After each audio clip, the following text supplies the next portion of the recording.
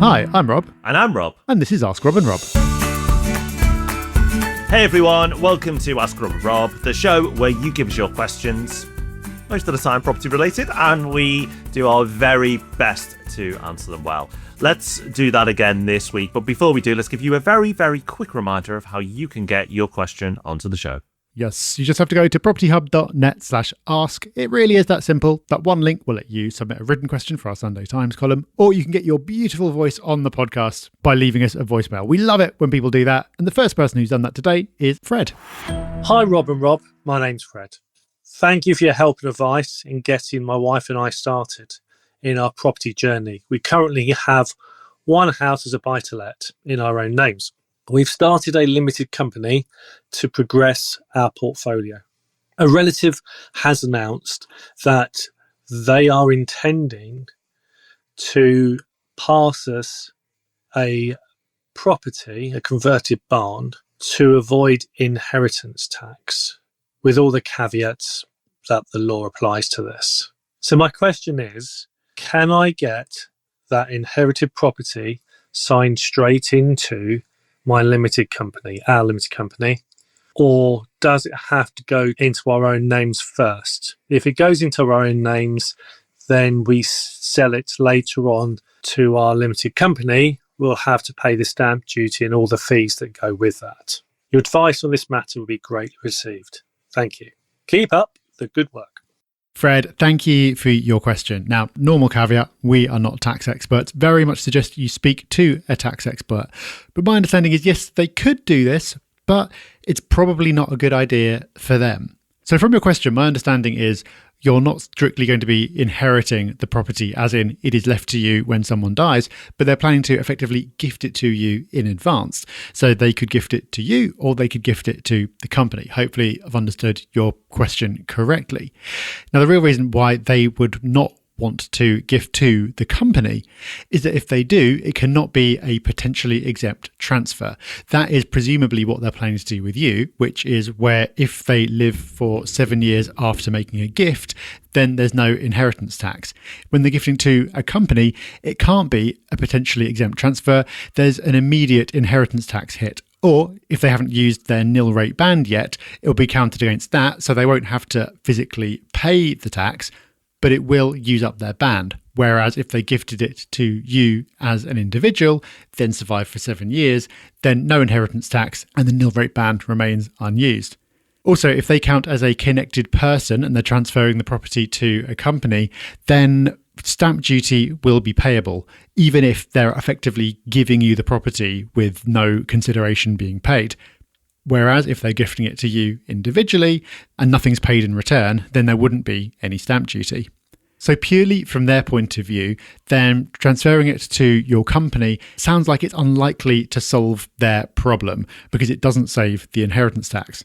Now, what they can do, of course, is transfer it to you personally, and then you transfer it to the company later. Now, that would be fine for them.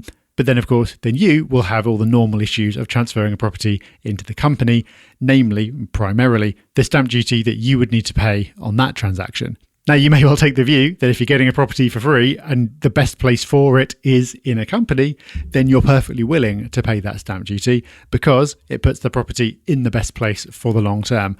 But all of this, like I said, is something that you'll need to work out with a tax expert, both in terms of the original transaction, how does the property get to you?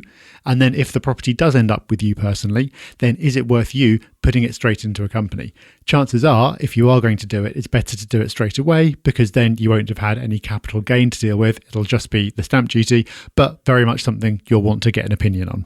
So, Fred, really interesting question. Thank you for sending it in, and I hope that helps. Right, next up we have a question in from Will. Hello, Rob and Rob. My name's Will. I'm a young wannabe investor from around Sheffield.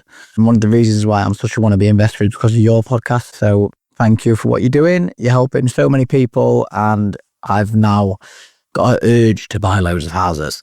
So a little bit about my situation. I've got an unencumbered property that I inherited, and I've also got a buy-to-let that I bought last year. That's my first investment that I bought.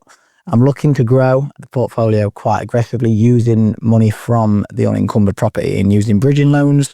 I'm looking to buy BRR projects, so things that don't need too much doing to them. I'm looking for things that I can buy with cash or bridge at the minute, auction properties like. My question to you is, for the first one, should I go with a bridge and pay them expensive fees and all the hidden expensive stuff that comes with it? Or should I just refinance, pull £100,000 out of the unencumbered property and just use that and my remaining cash to do it up? What would you do in my shoes? Cheers. Bye-bye. Will, thank you for your question. You're in a really good position. So understandably, you want to get this right. And let's try and point you in the right direction. If it was me and you were insistent on going down this path and going on this strategy, then I would take out equity from your property and use that.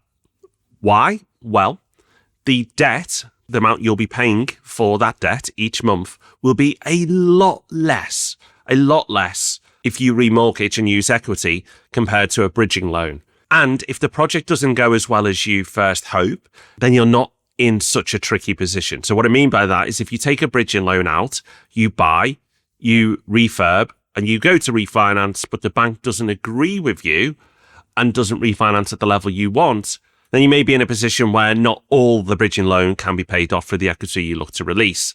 So based on that, I would absolutely look at using equity first. Some people may feel uncomfortable with that advice because they don't like releasing equity to use it to go and buy other things, but every person's different, but you just run the numbers. What I would say is, as this would be your first project, buy a property that you would be happy to own, even if you don't extract the numbers out that you want in the end.